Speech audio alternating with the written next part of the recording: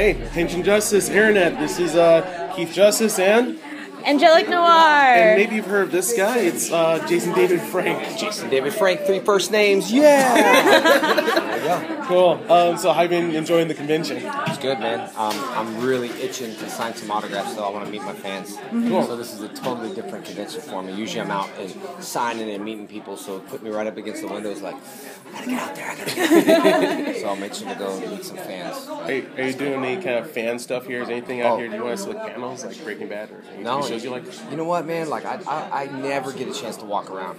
I remember I did a con. Very first time was Lexington Comic Con, and it's good con. And I went there because I was like, yeah, you support comic books. I'll go and check out. I didn't get a chance to breathe at all, and I was like, wow, there's a lot of fans. Okay, we definitely know what comic books you read. You know what I mean? Yeah. Well, I was a big Marvel fan. I mean, I was a huge Marvel fan, and I was into X-Men. I was into Wolverine, and I like to look at the franchise of Power Ranger franchises like Green Ranger's the Wolverine of X-Men. That's just how I look at it. I'm down with that. And I know the Green Ranger can hold his own comic book and franchise. But anyway.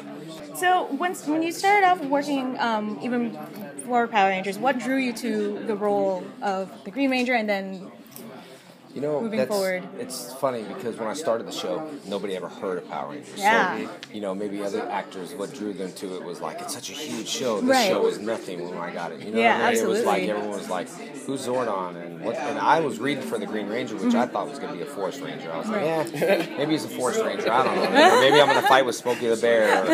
I didn't really quite understand it. Right. So it drew, obviously it drew me was the passion and the love of acting and karate. And then, of course, when the Rangers were recast, it's like, who doesn't want to be a Power Ranger? But at that time, who wanted to be? It was like, people were really, Saban couldn't sell the show anymore. They tried selling it everywhere, and everybody turned it down except Fox. Margaret Loesch said, we'll give you a shot. So it wasn't the easiest role to fill because people said, that's going to bomb. Oh, you're doing that role? Power Rangers, that's this. And I'm sure Haim's heard it and I've heard it, but you know what? You were all wrong, man. 20 years later. Here we are. It was we had a local newspaper that said, and then there's Mighty Morphin Power Rangers. This show won't last too long. 20 years later. 20 years, here we are. What is the best experience you've had being on Power Rangers? What stands out most to you being part of this? The best experience is my answer is always going to be a fan-related answer because I was talking to someone, said, what's the worst about being a Power Ranger and actor? The worst was I couldn't meet all the needs of the kids that were dying wishes were to meet us, or the Power Rangers were meet me. But now I'm trying to fulfill all those wishes and dreams now that I can myself, which working for myself is probably the best thing because I can do whatever I want. And if I can't reach to them, I can reach to them through social media, which was not available when I was, 20 years ago on Power Rangers. I mean, I was rolling around with a pager, people. I had a pager. I was too. I had a pager. Some of those, you know what I mean? And so, social media wasn't like I can get on the instant, or Skype and Skype someone, which would probably been a lot easier. But the worst thing about being an actor was probably not fulfilling the needs to a lot of fans that needed it. And the best part right now is fulfilling the childhood dreams for kids, and for the adults. When I say kids, I like doing I told everybody I'll do the Mega Force for $1. I don't care.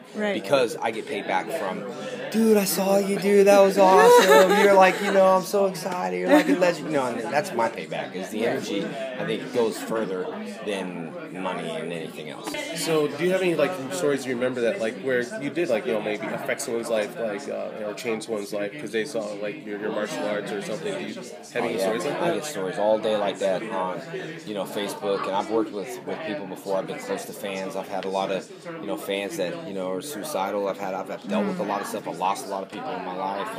I've changed a lot of people through getting through hardcore surgeries that they weren't going to live, and Make-A-Wish Foundation. I mean, the stories go on and on and on and on and on.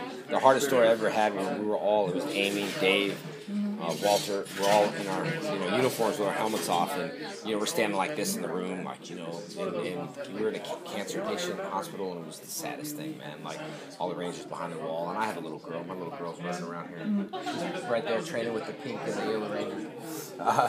But you know, I have little kids, and it's hurtful. You know what I mean? It's like hurtful when you see these kids. And but I have so many stories, man. The list goes on and on. You know what? Every day when I'm out here on tour and I'm traveling, it's for the fans, and it's for the fan story, and it's for the energy that I love to feed off of than anything else. Because you can ultimately just have all the money you want and be bored, or you can just feed off energy, and energy go places. You know, and martial arts and energy, your spirit, everything's energy.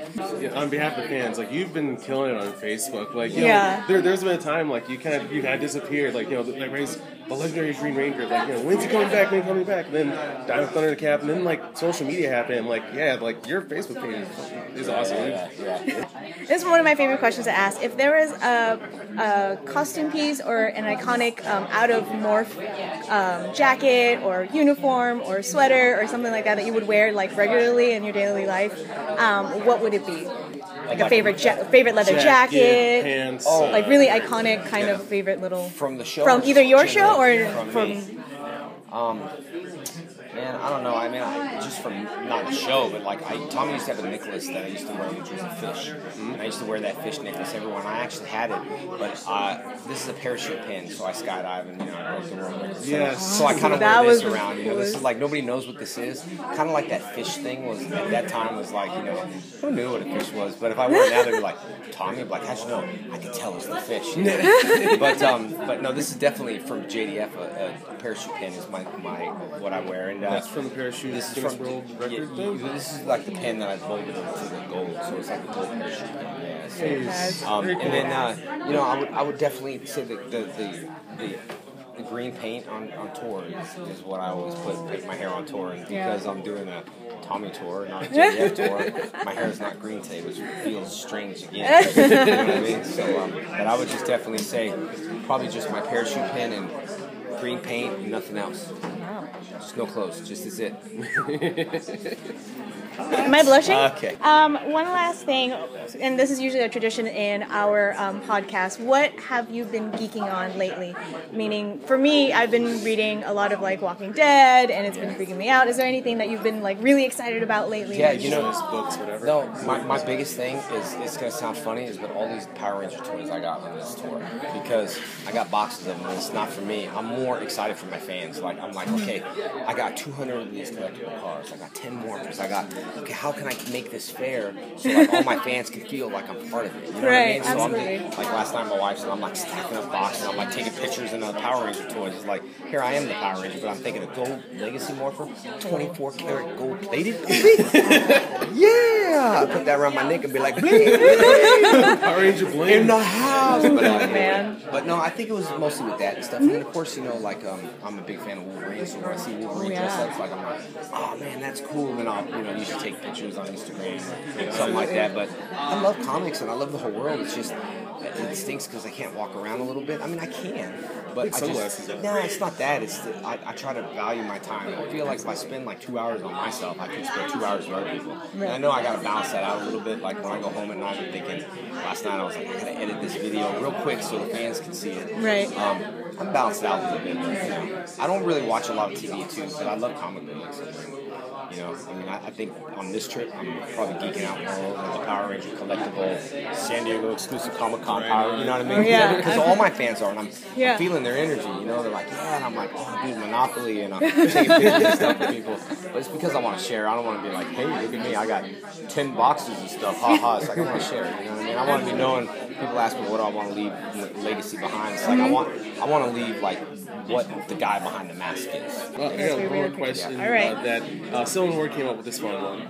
It's like if you were to pick another like character in Power Rangers that you'd like to be like Andros and have control the mega ship, would you pick anybody else in the Power Ranger universe that Tommy would be? The only guy, and I've never said this before on anything, the only other Ranger I would probably say I would do would probably be the White Dino Thunder, which would be Jeff. Oh yeah. I'd probably do the White Dino Thunder costume. No one's ever, and I've never. That's an exclusive right here. It's never been asked. It's never been told. Boom, only today. We really appreciate it. Thank you so much. No problem. Thank you so much. So this is Angie and Keith for HJU. Guys, this is Neighbor Frank. See you guys later. Bye.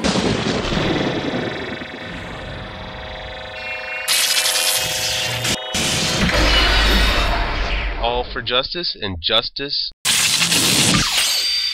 for all.